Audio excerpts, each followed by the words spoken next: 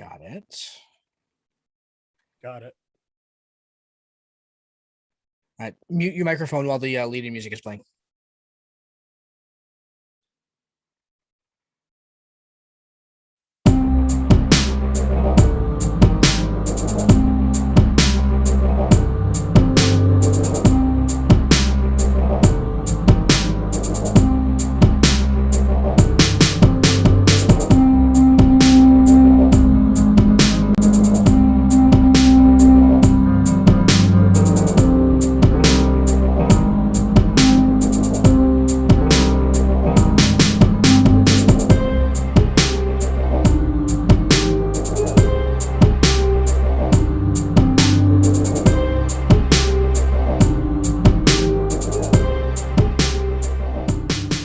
Welcome, everybody, to tonight's State of the Table. I am joined here, as always, with my erstwhile co-host, Lewanika. Lewanika, how are things down in Connecticut this fine evening? You're still on mute, my friend. So we try something new. Never mute the kid before we get started. Yeah, things are going really well. Tech, not so much. But things are going really well right around now. Yeah, nice. Glad to see that things are going well. Things are good up here. Busy as hell as always, but I am glad that we are able to get together here tonight and get the chance to go ahead and talk about some stuff that has been floating around over the last couple of weeks while we have been deeply immersed in our Critical Role content for the month of April here. There's some announcements that came out, some interesting things. I gotta say though, I hope that everybody out there listening enjoyed Critical Role Month. I know I really enjoyed getting a chance to dive into that content a little bit. Man, I started editing the last class warfare that we did, the Blood Hunters there with a friend of the show, Scald from Awfully Queer Heroes. Boy, was that just a good time. That was so much fun. That's going to be out. What's today? Today's Thursday, so that'll be coming out this coming Tuesday, I guess, is when that's going to hit the channel, and you'll see the video and the audio on that. But man, just an awesome time. How about you? What did you think about Critical Role Month? I really liked it. First of all, our interviews were amazing. I got so much out of speaking with some fantastic creators, both Hannah and Sadie. Thank you. Harsh. We're fix that in post. We're fantastic. Yeah, there's no post when you're live. It's just me tripping over my own tongue. They were both fantastic interviews. There was a real connection, so much so that it was almost like they're the folks we've been gaming with all our lives. And even though we're meeting them effectively for the first time during these interviews, and I thought that was grand, great conversations, a really nice peek behind the curtain on how these books get crafted, created, how very talented people get pulled into this inner circle of creators and are able to do their thing on such a grand scale. Sure, And yet still everybody who spoke to was so humble and grateful for the opportunities, for the connections with players, fans, and such. It was not to sound too cliche, it was very inspirational. Yeah, no, totally agree. I mean, Sadie and Hannah, if you're out there listening, thank you so very much for coming on. Those interviews were fantastic, and it was really awesome to get the chance to sit down and talk with you guys about tabletop role-playing games and about the projects that you've been working on. Fantastic, and so kudos to you both, and thank you very much for coming on, because I totally agree with what you're saying. And it was also really great to kind of get into, for the first time in a deep way, some of the Critical Role game content. I mean, talking about Call of the Netherdeep, again, by our own admission, we had never been huge Critical Role fans. And so thank you to Patreon supporter Jen for kind of kicking us in the keister a little bit and getting us to go ahead and motivate in that direction here. But man, talking about Call of the Netherdeep was fantastic, and that's such a great book. It was really great to go ahead and see such a great book come out so early in the year. I think that I think that we, as fans of D&D and of fans of Wizard of the Coast, we needed a win and we got to win. We got to win. After some books at the end of the year that maybe weren't as strong. This was a really, really strong, good book, and so I was really glad to dive into it a little bit. Absolutely. I'm a big football fan from years back, and I have a basic philosophy: hit them with the run first, so they know you're there. And that's Mhm. exactly what this book did. It hit us running, and it was a great job. Yeah. I know you already shouted out Jen, our patron and good friend, but I also want to double down on that. That was an incredible addition to the episode where we spoke about the book itself, as opposed to just the creators of the book.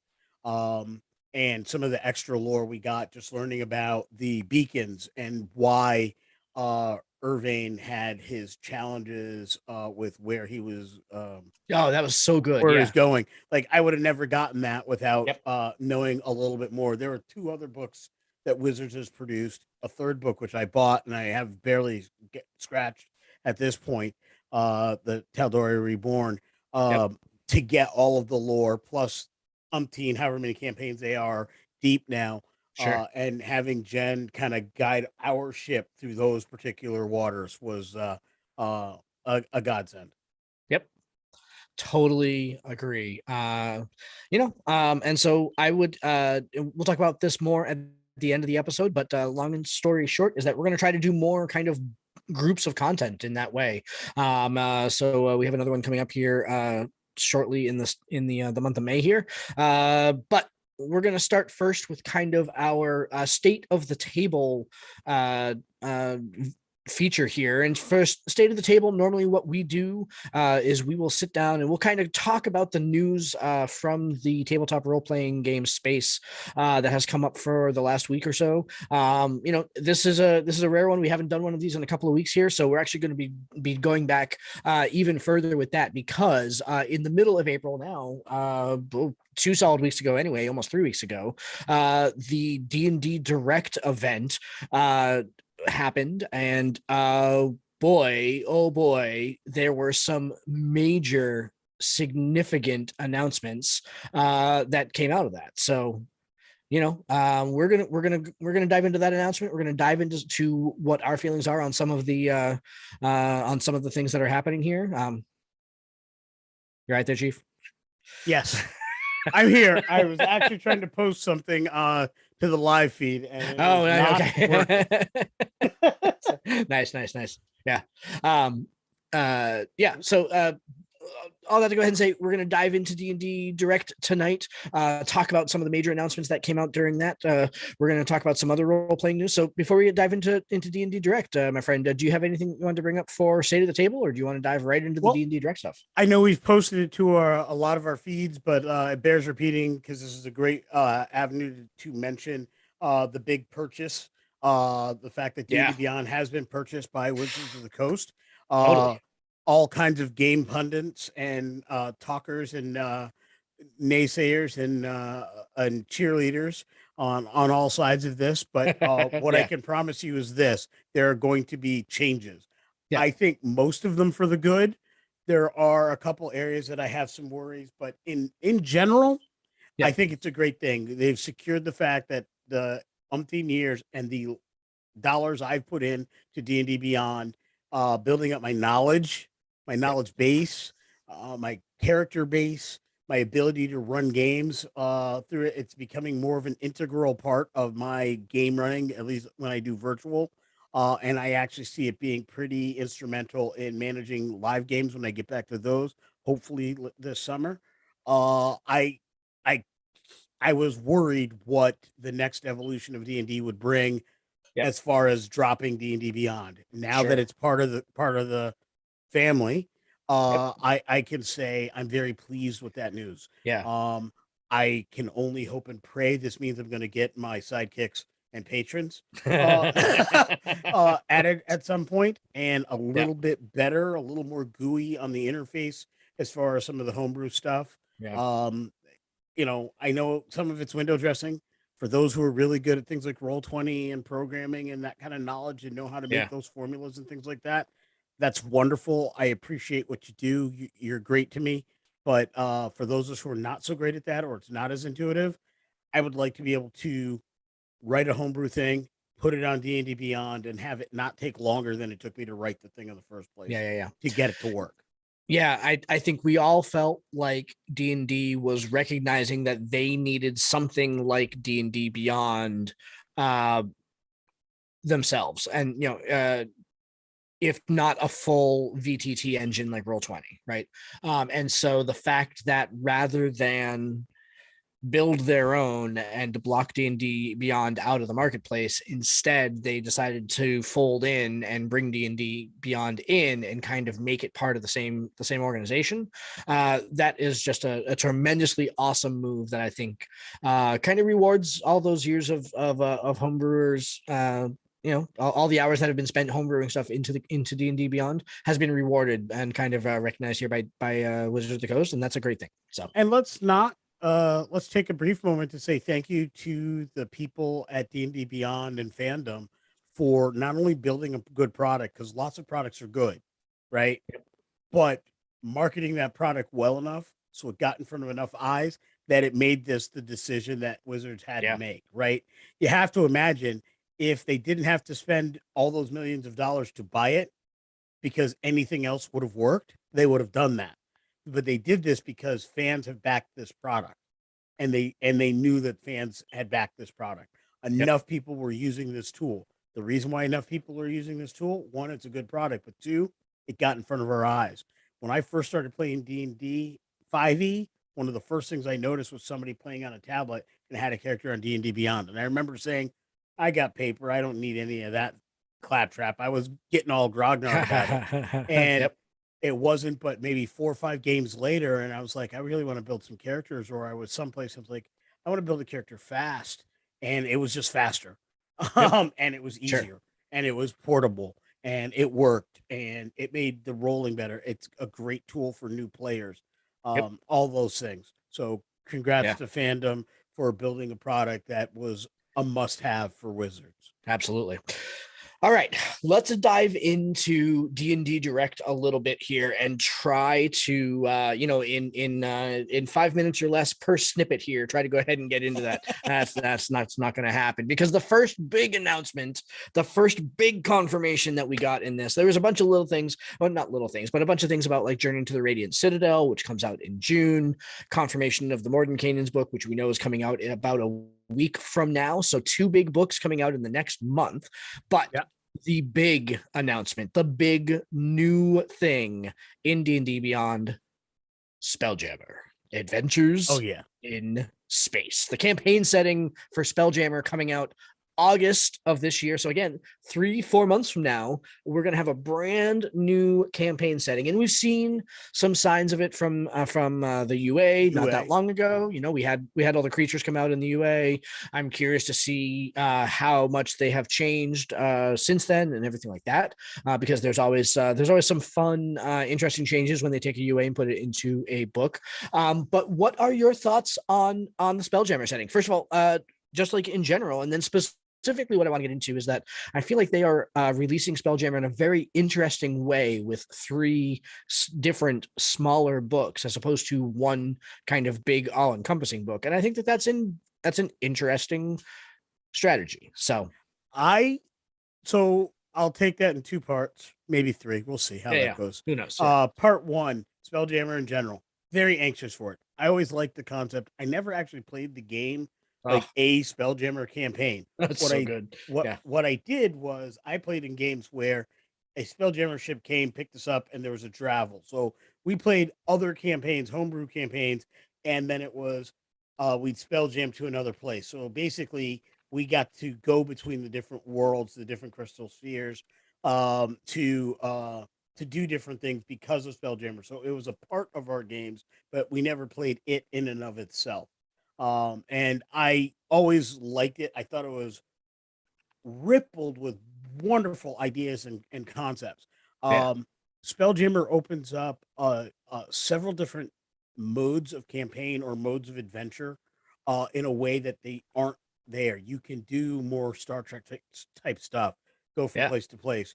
You can have a great war epic kind of thing. You can do Stranded and Lost in a way that that is different and unique as compared to doing Stranded and Lost in Faerun, where every square inch of the planet is known. There is no unknown places really. Sure. Um, Yeah. there are no places untouched by some big, huge thing or some world shattering event. So Spelljammer opens up the cosmos to the DMs and the storytellers out there to play with. You can do anything you want. You could have a world that's just like Faerun, but drops out the pieces you don't like. It could Yep. be, uh, we can Greyhawk again. We can do Yeah. all these things and we can move between them. I think there's just so many things that opens up. It's wonderful. So that's my overall Spelljammer thought. Yep. I'm really interested in all the new creatures, all the new abilities. The new races are amazing, and Yep. it's its own built-in way. How do I get this new lineage or race in my world? Pretty easy. They got dropped off by a Spelljammer ship, or something went Yep. awry. Their Yeah. Spelljammer crashed, and these people were stranded here. So they've lived on an island for their whole life, couldn't get off the island, and then finally somebody came and picked them up.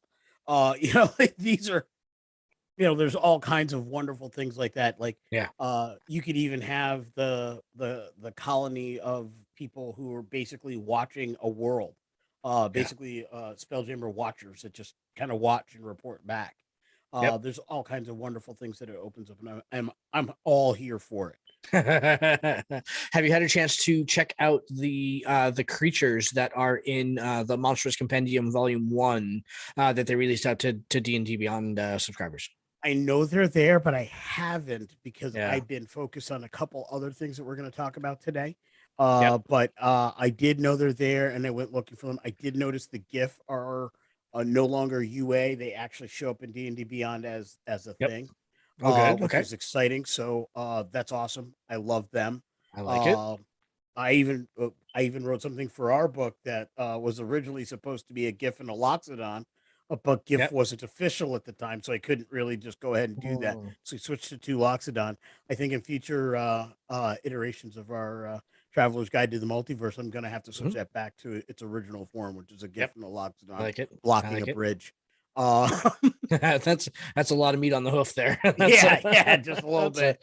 yeah, yeah, yeah. But I'm looking forward to digging into those creatures. Yep. I already have introduced a spell jamming ship into my homebrew campaign, the Sentinels of the North, and I'm looking forward to that book coming out so I can dig more into that. So Cool. Yeah. The creatures are no joke, as you can expect. I strongly suggest checking them out. The Eldritch Lich is a no joke. The Nightmare Beast, the 40-foot tall Nightmare Beast, no joke. The asteroid spiders. You know how I feel about spiders. Like I don't need asteroid spiders in my game. Like I don't need that. Thank you very much for that, wizards. But seriously, some fun creatures. The Puppeteer Parasite, a tiny aberration that latches itself onto creatures and either feeds on them or psionically I controls saw them. that one. I saw Yeah, that one in the that's so spider pretty cool. actually. Pretty Yeah, cool. those are nice. I think when the Spelljammer book comes out in August rather, and we start looking at our class warfare for that month, I am sure that Spelljammer creatures will be on the list of things that we throw at whoever's going to be running our baddies that month. So Yep. that'll be a good time. What do you think about the format of the release of the Spelljammer book? That's kind of like the second part of the question too, because we were all excited for Yes. Spelljammer. What do you think about kind of putting out 3 distinct smaller books? I like that for a host of reasons. One, it's almost a great fan service to the table, right? I'm Yeah. looking at a book. There's 3 other books. The book's at the table. Everybody can kind of be looking at their own piece of it at a given time, as opposed to one book that one person has that Yep. there's got these pieces that go out.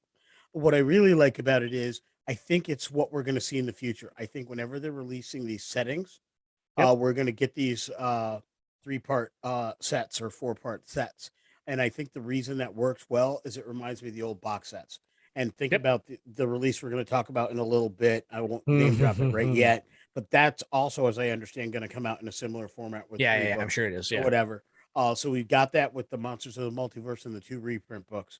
We've got this with Spelljammer. We've got this with that 3rd release that we're going to be talking about. And I think that that's a good go forward. Yep.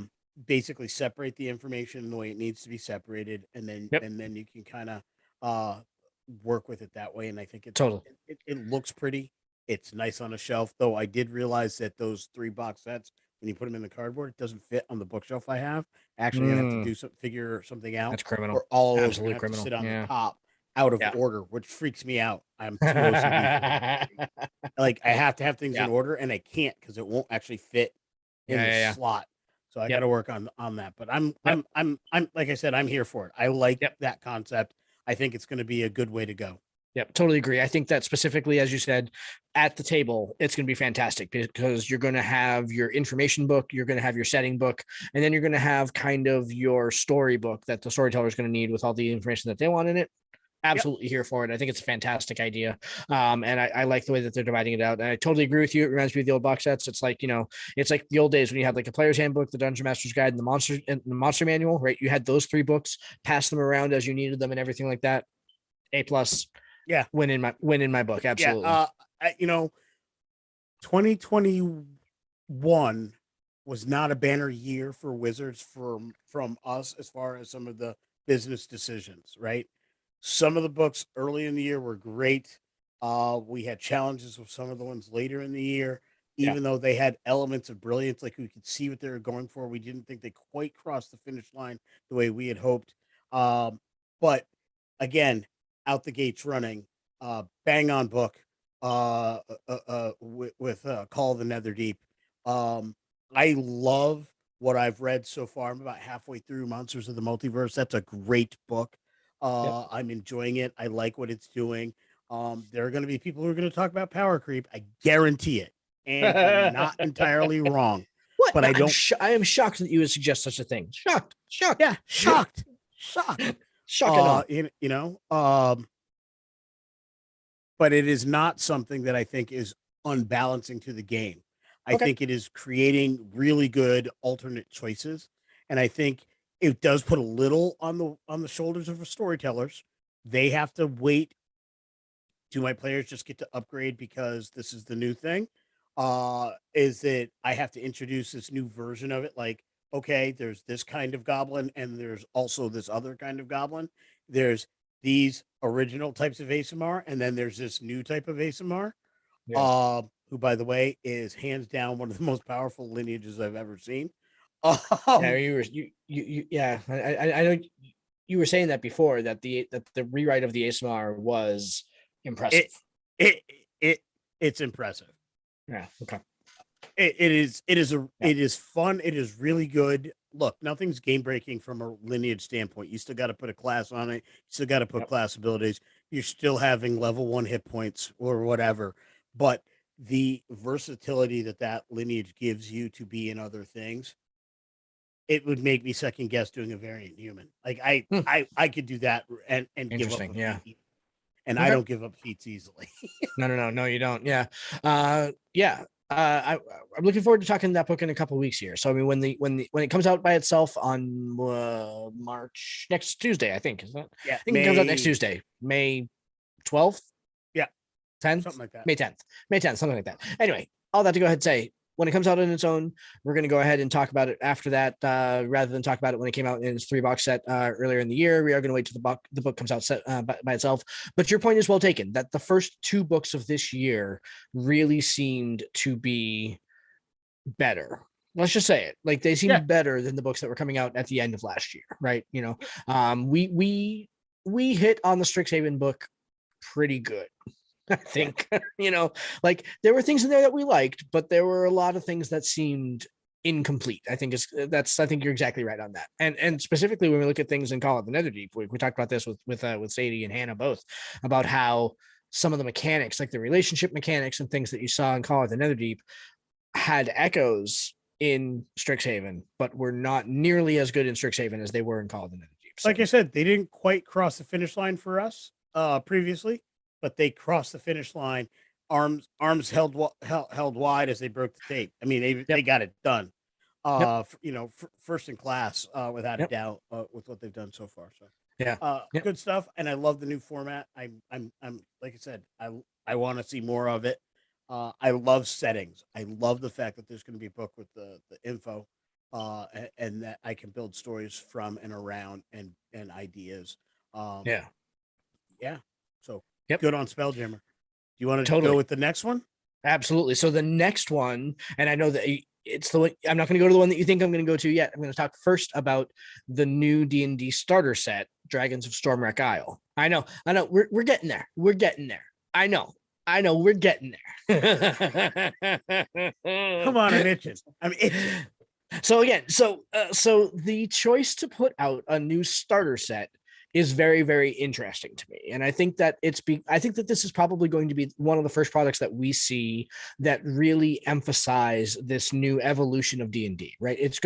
It's resetting the table. Right? This is the opportunity for Wizards of the Coast to put out a kit specifically designed for folks that have never played before and can pick up a box and say, run through an adventure, do a thing, and it's gonna help. It's gonna reset the table. It's gonna set new expectations. So I think that they don't want conversations about power creep. They want to reset the expectations about what they should be properly powered at the beginning. And this is the way that you go ahead and do that. So I think that this is a very, very good decision to go ahead and try. If they're really trying to go ahead and institute an evolution, a change in the setting, a change in the game as a whole, a new rule set or a change in the rule set, then this is the way to do it. And I think that it's very interesting. Do I wish that they did something other than an adventure for levels 1 through 5? Yes, because we talk about high level content all the time not being there, but it is what it is. I agree. I think, look, Wizards realized something with 5e that they didn't do with 3.5. They clearly didn't do it. At least I didn't recognize it with 4. And that is, you have to bring new people into this game. You can't just depend on who's already here, right? And Right. so they did that with Lost Mines of Phandelver. Yep. And then shortly after that, the Dragons of Icefire's Peak. I think I might be botching that title slightly. Yeah. But it was basically, you had starter set 1, you had starter set 2. Back in the old TSR days, they did that with the solo adventures, fighter, wizard, thief, whatever. Something I really wish they would come back to, because I think the solo adventures were really cool. Mm-hmm. But essentially, you had this really cool start, and then you could take your party through that. And then you could go to Icefire Peak and take your party through that or whatever. So you had these 2 mini campaigns that you could go with. You could either riff off that and continue. You could build them into your story. They fit into Faerun as a whole. The party that finished Phandelver could end up with very little effort in Waterdeep. They could end up in Baldur's Gate. They could end up on a boat to Chult and hit the Tombs of Annihilation. Then you have to start your party over again because they die by the time they get bit by the second giant mosquito. All these different things. Rex, ran out of water, like whatever. Totally. All these things. It was hot and I died. All these things. Welcome to Chult. Yeah, welcome to Chult. But that's how you brought people in. And for 6 years or so, whenever somebody asked the question, hey, I'm new to this, how do I get started DMing? It was, here's the Lost Mines of Phandelver. I've done it a little bit. I did Phandelver. I had a good time. What should I do next? Not really sure. I've got some newer players too. Here's Icefire Peak, right? Yep. So now we've got this new thing. And granted, it's starting over at that early level again, as opposed to taking the same group to a higher level, which I think would also be a nice idea. But it's doing that. There have been significant changes between 2021 and 2022. Here's your restart. Here's a way to do that. Here's the way goblins should be. Here's the way orcs should be. Here's the way dragons should be. All of these things that are going to pop up in this venture, whatever that may be. And I kind of like it. I look forward to that. Look, I've heard nothing but great things about Lost Mines of Phandelver. I don't tend to run book games, but Call of the Netherdeep has awakened my ears to the fact that maybe it's worthwhile doing a little bit. So I'm kind of looking forward to it. I mean, you've run Candlekeep, though we kind of branched off and homebrewed it after a while. That first adventure, which was pretty straight out of the book, was amazing. It was amazing. It was really good. So I can only think that it would be better. It'd be pretty cool. My first and greatest D&D party that I played, started in a box set adventure, the basic red box, Yep. and went through that and went to the blue and went to, and went through all those. I think there's something to be said for that, and the fact that they're recapturing that glory is a very good thing. Yep. Yeah. Totally agree with you. I agree with all those points. And having confirmed that the characters on the cover of the new D&D starter set are references to the original Dungeons and Dragons cartoon.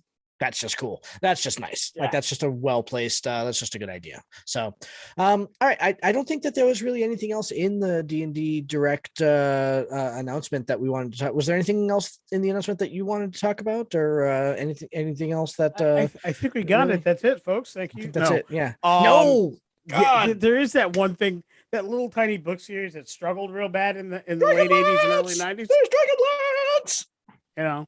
That my little Dragonlance thing. dance. Yeah, Dragonlance. Oh, Dragonlance. Oh goodness, going back to the realm of Kryn. Let our fans let that sink in. Dragonlance. Yeah, the War of the Lands. Yeah, the which is interesting. Of the lands. I am so psyched. Yeah. Like, I was kind of psyched last year, but it was almost like a don't tease me like this. I can't until it's real kind of thing. And then we got that first UA, and I'm like, I'm really excited, but don't tease me like this. Like, I'm waiting for the rug to get pulled out from under me. And then we got this second UA, and I'm like, ooh, yeah. Which is weird. That's what I'm talking about. That's a weird thing that they did, right? Where they put out, speaking of which, the survey is already out for the revisited Unearthed Arcana Heroes of Kryn. So the survey is out for that. So go. We'll make sure to put the link in the description at the end here, so we can go ahead and check that out. But get on that survey and go ahead and do that. But that's weird, right? That they very rarely will take a UA. Modify it undoubtedly because of feedback, because a lot of the pieces that were changed, I'm looking at you, Kender, were certainly reflective of the feedback that we provided and that we talked about in our episode about the Heroes of Kryn UA. So I think that there's definitely a lot of they're putting a lot of thought into what is appearing in this book, and they seem very responsive to what people want from in this book. And so that's very encouraging. That's very good. Yeah. Look, they definitely want to build a better product. They want this to work, and they want this to come out the gates well. I've seen some of the interviews between Kendrick and Crawford, and his talk about how they're building this and what they're trying to do. I'm down with the vision. Look, I know their job is to sell this product. Kendrick works for part of the company. Crawford practically is the company. So their job is to sell this. So they're obviously going to hit the right questions. But I don't think the questions that were asked were softball questions per se. I thought they were pretty decent questions. And they were the questions I wanted to hear answers to anyway. So softball or otherwise, those were questions I had. So I really do think, whether that was just an extended sales pitch or not, it's got me excited. I like the vision they're trying to accomplish. I see what they're going for, and I'm pretty excited for the changes that they've made and what that's going to bring. I'm pretty pleased with the way the UA came out, the second UA. I do like it better than the first one. They gave me Kender the way I want the Kender to be. I wasn't pleased with it as a fey creature. The gnome background is interesting, but I know there's some lore backing for that. But at least the Kender's not a fancy halfling. It is its own thing, and that I really appreciate. So we've got an actual 100% new lineage, not a new variant for an existing lineage. And that's really, really cool. And I think you and I have had this discussion off air, and we kind of put it down about a week and a half ago, because I think that we basically came to the point that we were going to have to agree to disagree on whether or not this was a good thing or not. And I'm still not totally sure where I come down on the campaign specific bonus feats. I am cognizant of giving away two bonus feats, even in a limited fashion, because the campaign is happening in the War of the Lance. And I just think an extra feat at first level and an extra feat at fourth level is too much. I really do.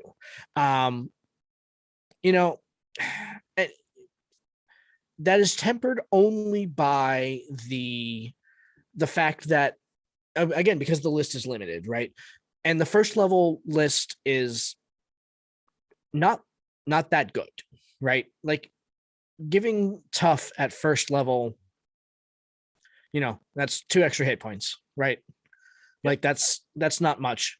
And so, like, that's fine. But allowing players at fourth level to go ahead and get things like Sentinel or things like Warcaster for free at fourth level, So it's an interesting choice. It's a very interesting choice, and I'm not totally sure that I'm down with it. And I'm content with our decision to agree to disagree, but so that we can kind of frame this discussion for everyone, and we'll have it again when the book comes out, I'm sure. Yeah. First of all, what Crawford made very clear in his interview was this was a Dragonlance exclusive. Yep. And while we have Spelljammer that can cross from game world to game world, the idea is the things that work in one game world do not work in another. Not that they don't work. So a player from Dragonlance, War of the Lance era, does in fact get these things, but if they travel to Faerun, they'll still have those things. Other folks won't. That is the way it is designed. So from that perspective, I get what you're saying. However, from the perspective that every PC in Ansalon, in Dragonlance, has the exact same thing, I don't think it's too much. I think it's cool. And I will only say this about that. What I really liked about, one of the things I liked about third edition, and the feat progression that they had, because everybody got feats at exactly the same spots. Interestingly enough, fourth level was one of those spots, or whatever. Just fighters got more, kind of like now. But was the fact that there were feats that were specific, that if you took them at first level, because everybody got a first level feat in 3.5, right? So if you took the background feat that was from your area, and this really came out in the Forgotten Realms 3.5 book, which is if you were a gold elf, there was a feat for gold elves, or feats that were available for gold elves. They had a list of feats by each possible area you could be from, and they were feats that would be indicative. If you have this, like, all the people from this area tend to have these 1 or 2 feats, kind of thing, and it was part of your background. So I think what they're doing here is exactly the same thing, just making it a slightly different mechanic. They're embedding the feat with the background, because background trait isn't something they had in 3.5, so that it better identifies and stylizes your character from an area or from a group. And then the bonus feat at fourth level is to make it so you have the opportunity to either do something that differentiates you from that group, or a group, or brings you closer to that group. And for me, I think it's great. I think it's also a good thing, because look, we review a whole lot of subclasses, and there are a bunch of them that have some pretty lackluster features at 5. And so now you've got a feat that you can have that pretty much makes up for the fact that the next 2 levels that they're going to get are some pretty lackluster features. Oh boy. Yeah. So here, go ahead. Yeah, and I'm saying, so that's my take. One, Yeah. it's perfectly balanced within its world. And the idea is that it is balanced within its world. Crawford also mentioned the fact that if you look at Theros, they have their piety levels and things like that that no other game has. That is unbalanced if you take those things to another game, by the way. And then they mentioned some of the things that you have in some other game books, like I believe the dragon marks were one of the other things he mentioned. Sure, yeah. Each setting book has its own special feature that no other setting has, that in and of itself makes those characters unbalanced in some other game. But if you have everybody has their own special feature, then everybody still remains inherently balanced. They're just balanced in different ways. And I kind of like the symmetry of that. You know, I was all set to go ahead and spill out the plethora of reasons why you're wrong. And then you went and pulled out the dragon marks. And I was like, oh, that's the perfect parallel, actually. That is the perfect parallel. Because what I was going to say is that that's all well and good, but we all know that tables are going to be run that are not Dragonlance exclusive, that are going to want to have characters that have things from Dragonlance. And now you're going to have, you're going to have a first level character who says, okay, I'm from Dragonlance originally. I got sucked into wherever we are through some mystical portal through the multiverse, and now I'm here. And they'll get their first level feat, and maybe, and then when fourth level comes, like, okay, I want to take my fourth level feat now, and that DM is going to say no, because you're no longer in Dragonlance, and that player is going to be like, but I'm a Dragonlance character, I'm a Knight of Solamnia, why don't I get my fourth level feat? Like, it's, I could see that playing out in my mind. I could see that being both the storyteller and the player in that situation, and I didn't want to be either one. That was going to be my argument, and I was forming how I wanted to go ahead and throw it out there. And then you brought up the dragon marks, and I was like, oh, you know what? That's really kind of the perfect parallel. Like, even more so, I think, than the piety and Theros, because piety, like, it does overbalance characters, but at least it is somewhat transferable. Like, you can go ahead and bring that in, because you've got paladins, you've got clerics, you've got everything like that. So you can go ahead and play on the piety angle and everything's fine. But the dragon marks are the perfect parallel to something that is in a setting that is designed to be only in that setting and should never be in a different setting other than that setting. And except in my homebrew world, I use them. I've built a number of characters that have them. I think they're really cool. I think they're very stylized. But I don't think you do that and the bonus fourth. So I think you have to make those kind of decisions. And let me just put this on record. Okay, well, so wait. Okay, so hold on here. So if you use dragon marks, then what would prevent somebody at your table from building a Knight of Solamnia with a dragon mark, and that therefore gets the fourth level feat? Because they're going to be one or the other. My homebrew world is a world that, in its history, in its lore, was created from people being taken from other places and landing here, and they can't escape.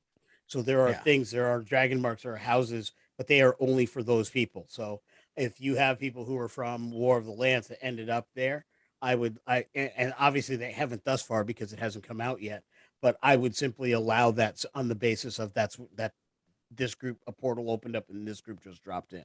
I would let that happen, and I would be cool with that. But that's because I designed a world specifically to allow those types of events. And let me also say that in addition to that homebrew world, if anybody thinks I'm not going to run an adventure where some ragtag group of heroes from one from every world is on a Spelljammer ship going to save the multiverse, you are highly mistaken. That ship is going to sail. That ship is going to sail. We're going to find beat themselves some in the mind lost mine of flayers to Fandel. the We're fighting dust, Tiamat. and we're gonna have fun doing it. Could you imagine, with all the gamers we have, every one of us picks one character from one world? Oh goodness, like a Warforged from Eberron, and Oh yeah. Like that's crazy. A Leonid Paladin from Theros. From Theros,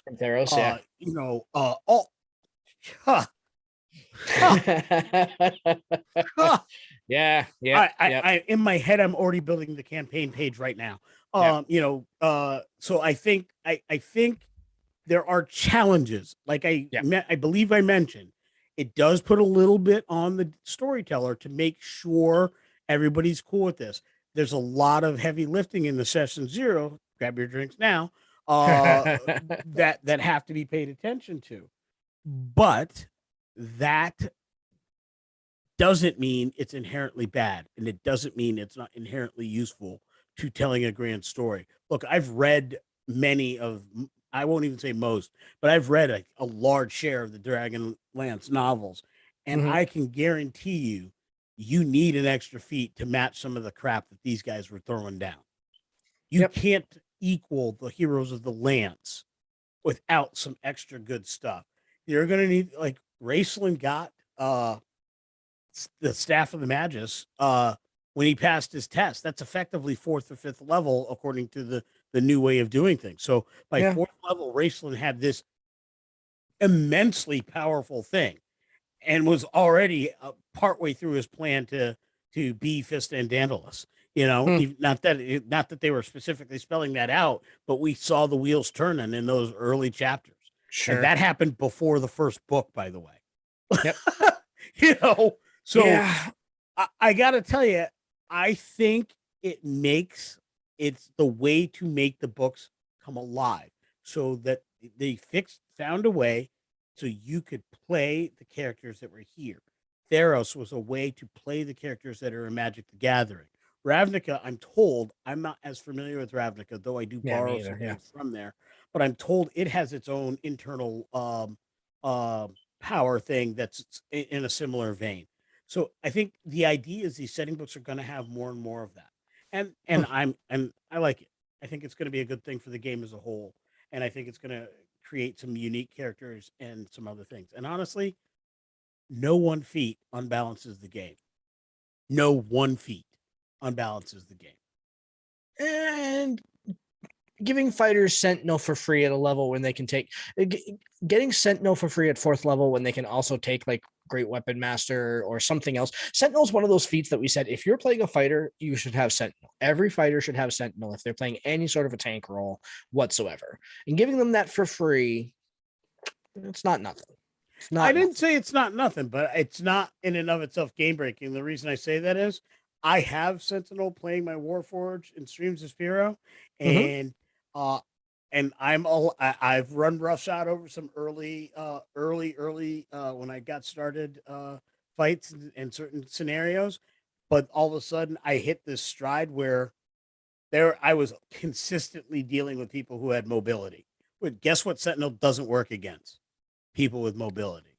Yeah. It doesn't work the same.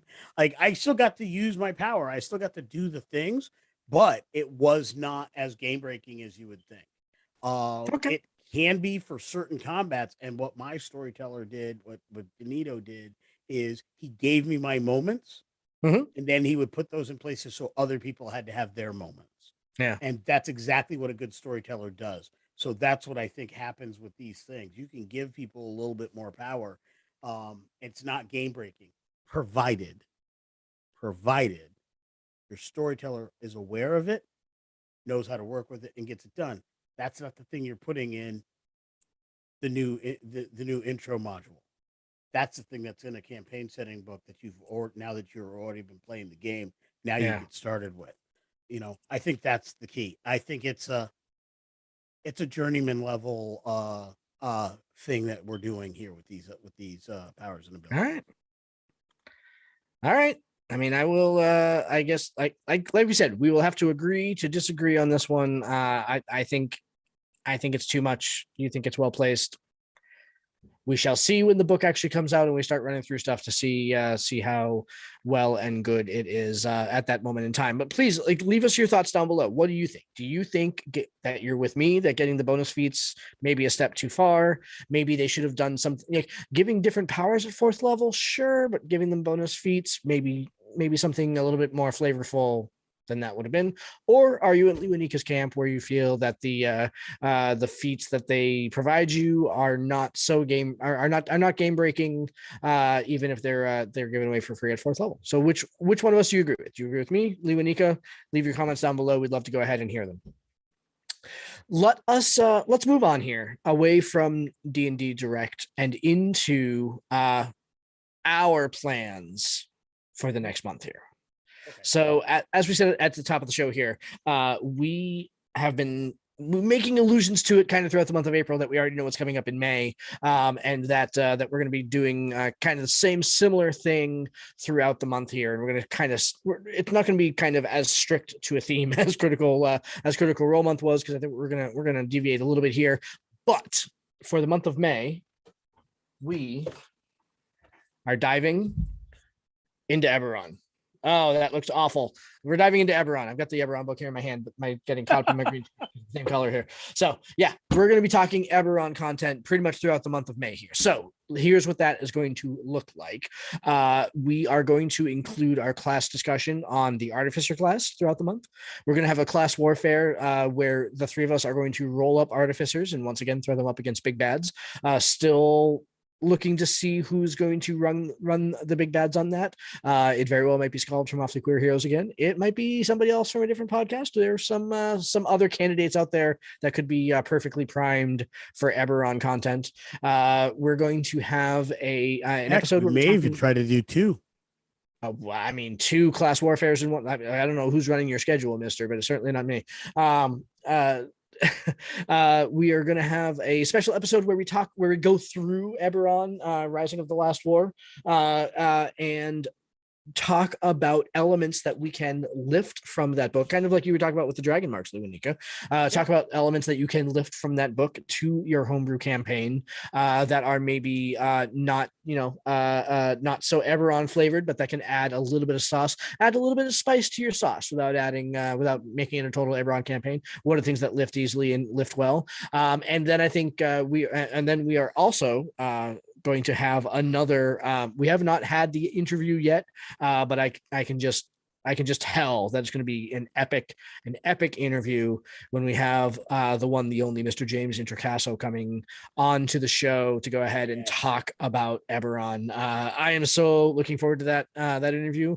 Thank you very much to Hannah Rose for setting that up with us. So that's very nice of her to go ahead and help us get in with James there, and really looking forward to having him in studio to go ahead and talk about Eberron and whatever else he wants to talk about. We will certainly leave him an open podium to go down whatever rabbit hole he would like. So that's certainly not constrained to Eberron. So I don't know, what are you most looking forward to with the next month, Lewanika?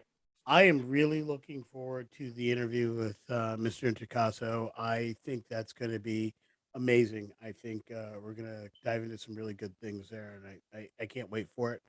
Yep. In addition to that, I'm looking forward to the Artificer discussion and the class warfare. Yeah. Artificer's a class I've never played. I've never had one played at my table that I've run. And though there have been a few here or there, so I'm interested in learning about that class. I learned a lot when we did Blood Hunters for Critical Role Month. So I'm looking forward to getting that kind of knowledge. As a storyteller, you can sometimes be a little afraid of that which you don't know. Like I have to have a good feel for something before I really want it run on the table. So I know the kinds of challenges to throw at it and the kinds of challenges that are fair to throw at it versus the kind of challenges that are unfair to throw at it. You really don't know until either you've played the class and know it really well, or until you've seen it played and know what other DMs have done for it. So I'm looking forward to the class warfare episode and the ensuing class discussion and subclass rankings to kind of help me kind of bring that home and figure out how I want to do that. Yeah, like I said, for people watching the episode, you have not yet heard the class warfare with Blood Hunter, but boy, was that educational. For one, playing a Blood Hunter, we talked about this in the episode. And the episode comes out on Saturday, where we talk about the Blood Hunter class. Incredibly complicated. incredibly complicated, very complex. And that definitely bore out when we did the class warfare too, because I think all of us at various points had questions about what are we doing, what can we do, what and it took us a while to kind of get into it. I am also really glad that we had somebody else running the baddies in that particular one, because I think that if I'd had to worry about a bad guy also on top of my character, that would have been one thing too many. And I thought I think, and again, you'll hear this when the class warfare episode comes out, but the flow is honestly so much better with Scald running the bad guys than with one of us trying to run it. So that was so I think that's definitely a model that we're going to go ahead and keep up there, where we have somebody else running the bads. So I definitely keep up with that. And I would imagine that this is not the last time that you will see Scald in that role, because she is delightfully devious at that job. So that's she did enjoy bringing the pain. Oh God, when I don't want to spoil it, but you know exactly what I'm talking about. How we were fighting some bad guys, and then all of a sudden we were fighting more bad guys, and we didn't want to be fighting more bad guys, and then we just got that under control, and then all of a sudden we wwere fighting more bad guys again, and all of us had very choice words for the otherwise lovely and amazing Scald. So that was that was we meant no offense when we said dirty words, but there were dirty words that had to get bleeped out of that episode. So I am super looking forward to Eberron month. Eberron is a system that I have played in a little bit, but I've never played an artificer. I did have an artificer at my table, and Cornelius was a ton of fun, because Cornelius was a dirty merchant. he was a thieving, conniving merchant. he ran a magic item pawn shop where half the items were no longer magical, kind of thing. So it was a tremendous amount of fun. So I'm really looking forward to getting into that and really diving into the artificer class. But so yeah, cool. All right, my friend. And I want to learn some more about the Warforged. So I play one in Streams of Spiro, which is a homebrew campaign world, because I like the look and feel of the Warforged. So I went with it. I think kind of finding their roots and looking at it from that perspective, I think will be a lot of fun. I like that a lot. Yep.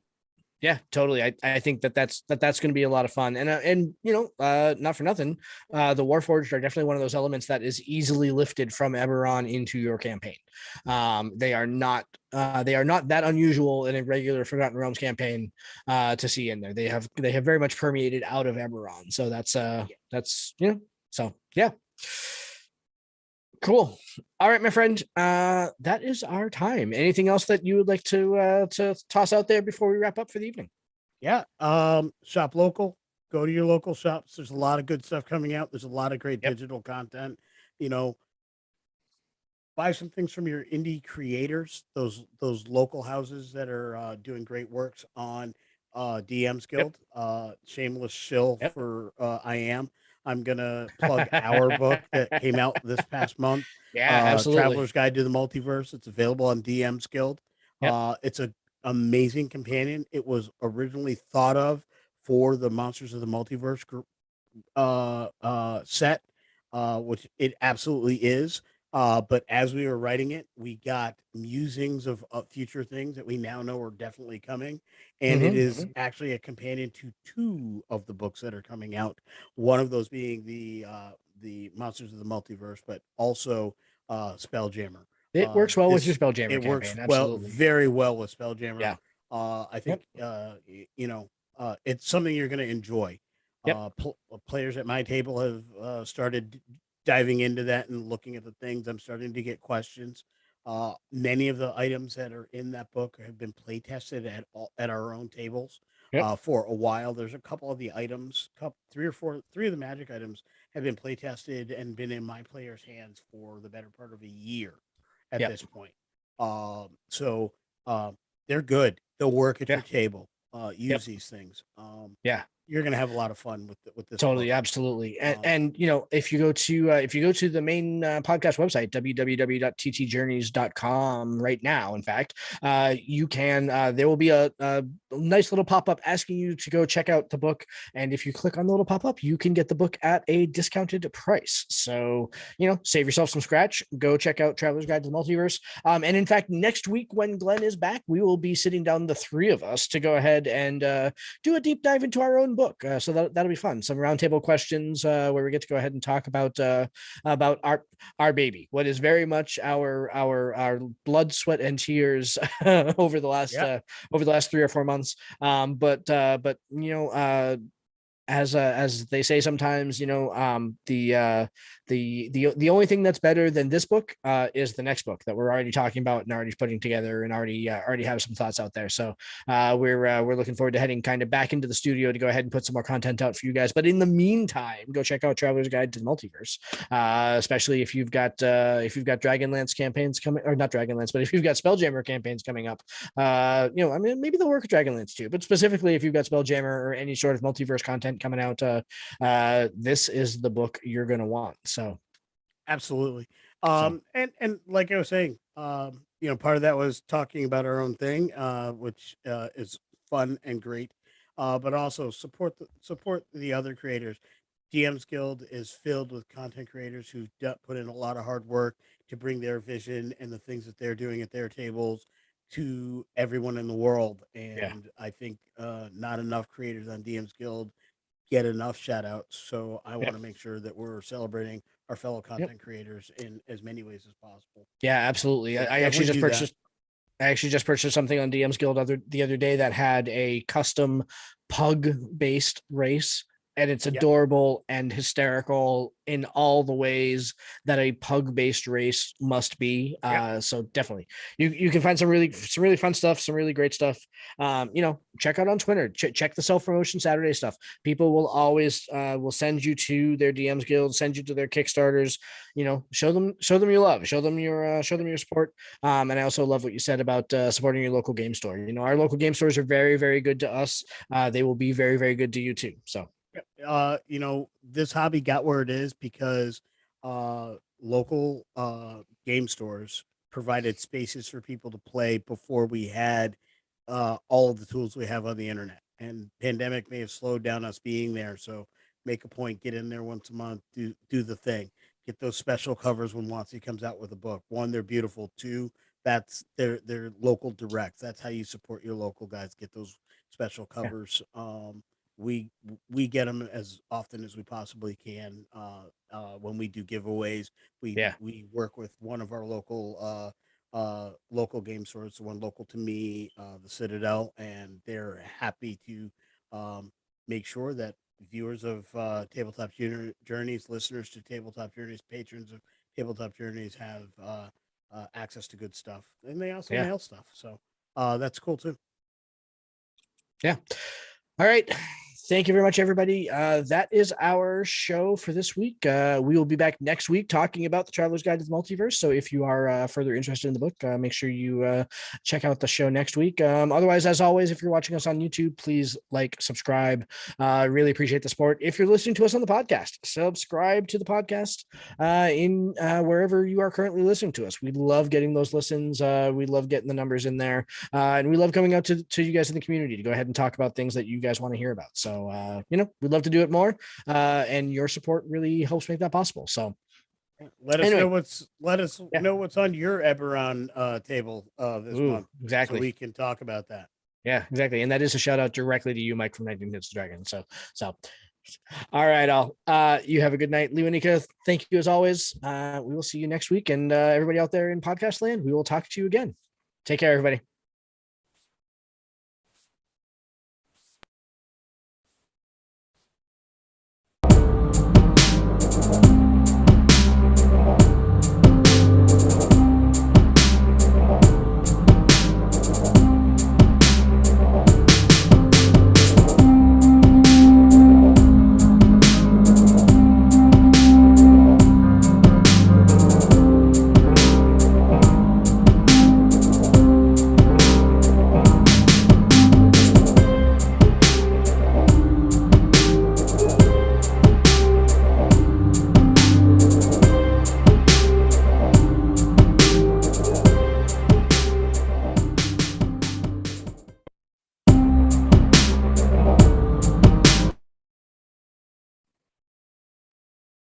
All righty.